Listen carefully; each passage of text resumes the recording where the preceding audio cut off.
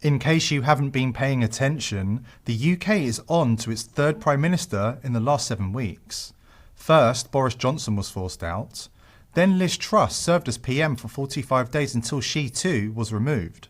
The shortest serving PM in British history was replaced by Rishi Sunak, WEF member, billionaire and owner of a shadowy company with a pyramid-shaped office that happens to be working hand in glove with Klaus Schwab's WEF to implement key planks of the globalist agenda. So what has happened in the UK in the last couple of months? In short, the World Economic Forum has pulled off a coup, deposing 2 sitting prime ministers, overriding British democracy, devastating the economy, and finally installing their own man, Rishi Sunak. Whoever gets the UK PM gig will also have their strings pulled by Klaus Schwab. The orders will come from elsewhere. The whole leadership contest to be Prime Minister was simply a charade to give the British public the illusion of democracy and choice. The fact is, the WEF had their man lined up a long time ago. In what can only be considered a coup to oust Liz Truss, we had WEF Prime Minister Liz Truss and WEF member Kwasi Kwarteng at the helm, implementing more intended devastation for the UK economy. Then, guess who took over to right the ship? That's right, it was WEF member Jeremy Hunt. What a coincidence. Then 3 people entered the fray to become the UK's next Prime Minister: Rishi Sunak, Boris Johnson and Penny Mordaunt. Would you be shocked if I told you that all 3 are also members of the WEF? Whoever said democracy was an illusion? And then there is the small matter of the UK government also being an official WEF partner. Yes, they aren't just members, they are partners in crime. But to understand the nature of the crime, we need to delve slightly deeper. Let's take a look at the runners and riders who are vying to become the UK's next Prime Minister, and especially the MPs who are backing Sunak, Johnson and Mordaunt. In particular, it's the MPs who have WEF links that are of interest. I'll tell you up front, you will begin to see a pattern. Nearly all those who supported Sunak are WEF members. Johnson and Mordaunt only had 1 each. So, who were the WEF member MPs who backed Sunak before Johnson and Mordaunt conceded? Dominic Raab, MP for Esher and Walton. Robert Jenrick, MP for Newark. Liam Fox, MP for North Somerset. David Davies, MP for Monmouth. Sajid Javid, MP for Bromsgrove. Matt Hancock, MP for West Suffolk. Tom Tugendhat, MP for Tonbridge and Malling. Jeremy Hunt, MP for South West Surrey. Tobias Ellwood, Parliamentary Under-Secretary of State. I left Ellwood for last because he is the most deep state of them all. Not only is he a WEF member, but he was deeply involved in the Russiagate plot against Trump from within British intelligence, laundering CIA and FBI spying requests on Trump and his associates. This is illegal under US law, particularly the CIA, but they used the loophole that British intelligence was being shared, despite the CIA asking for it in the first place. Ellwood is also a territorial officer in the British Army's 77th Brigade, holding the senior rank of Lieutenant Colonel. For those who are unaware, the 77th Brigade is the PSYOPs organisation of the British Armed Forces, which is active in moulding opinion on social media, including Facebook, Twitter and Reddit. So now you've been introduced to the WEF members who got Sunak into 10 Downing Street, let's take a closer look at how events played out. Sunak was certainly quick off the mark in putting his cards on the table. In actual fact, a little bit too quick for some. He seems to be ahead of the game by a good 6 months.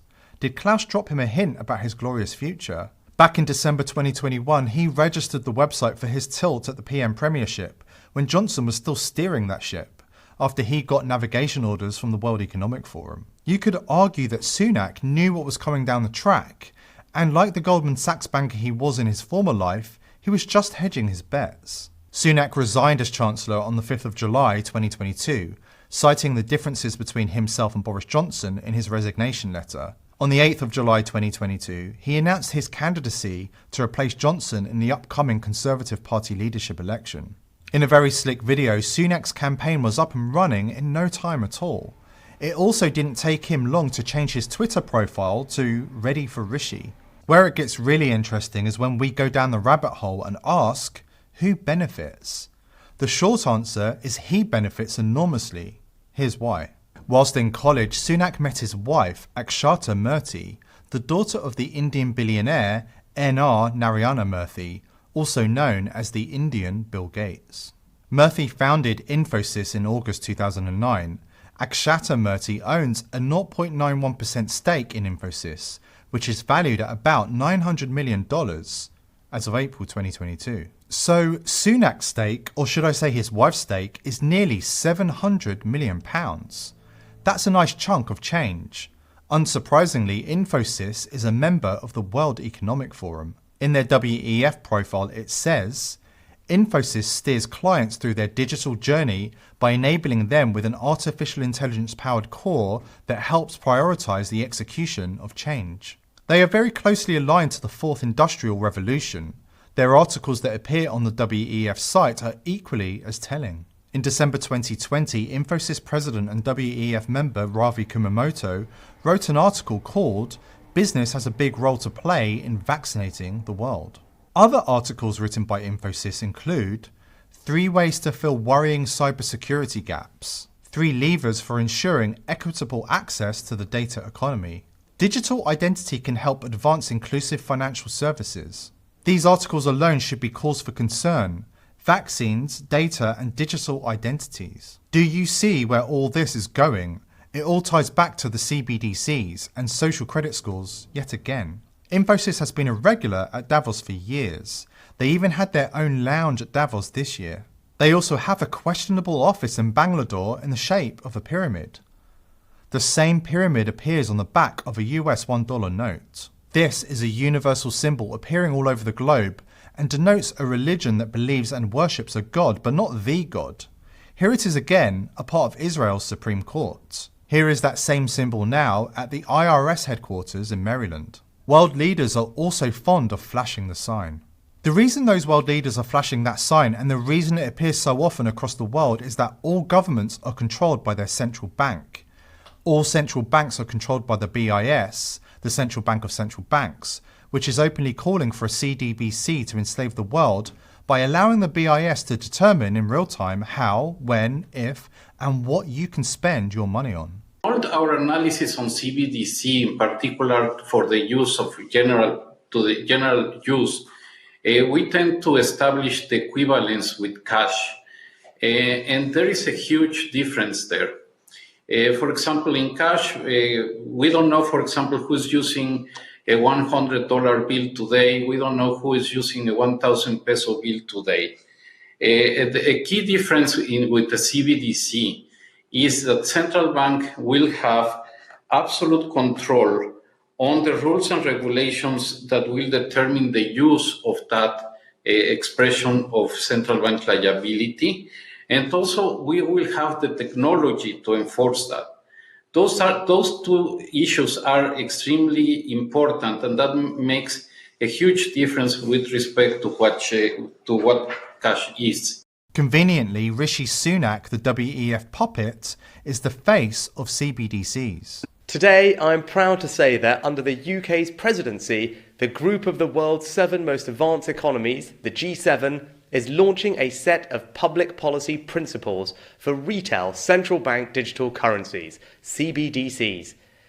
Central bank digital currencies could be a digital version of money, a bit like a digital banknote that could be used alongside physical notes and coins.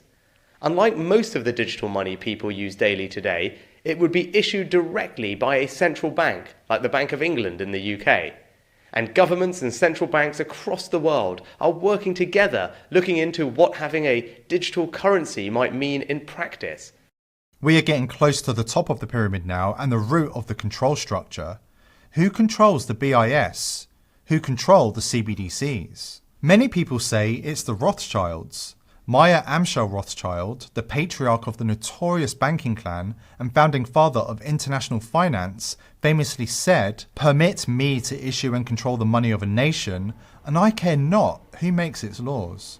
With their printed imaginary fiat, the central banks control the minds of men and thus all nations. This has been true since their inception and is their raison d'etre. The love of money really is the root of all evil. But it gets worse. Those at the top of the pyramid can't leave anything up to chance. And so instead of relying on just money to corrupt and control politicians, leaders, musicians, pundits, and anyone with a big audience and thus a wide reach, they turn to horrific methods of control like the following to get those influencers under their thumb. You know, that's one of their most common forms is they start off with, different forms of blackmail, and it eventually will evolve to, where they get you drugged or drunked or roofied, and they get a picture of you with a child. And then from there,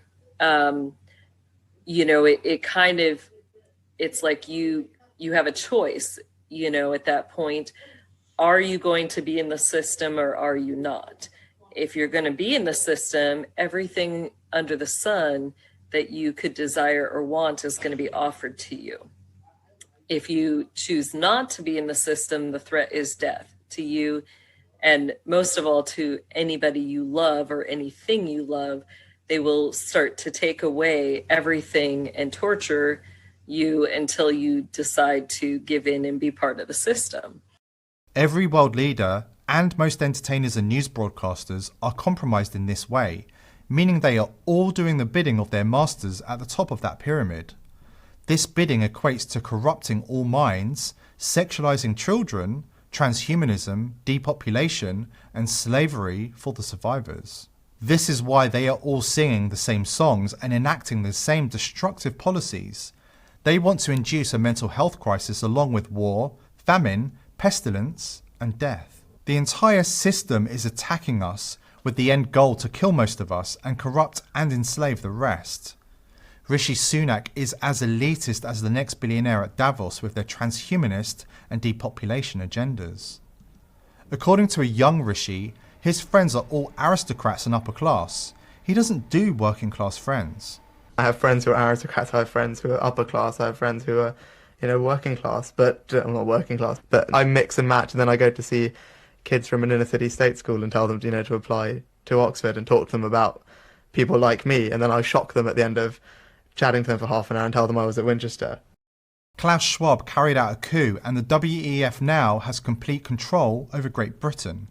How the mighty have fallen. Is the whole plot starting to come together for you now?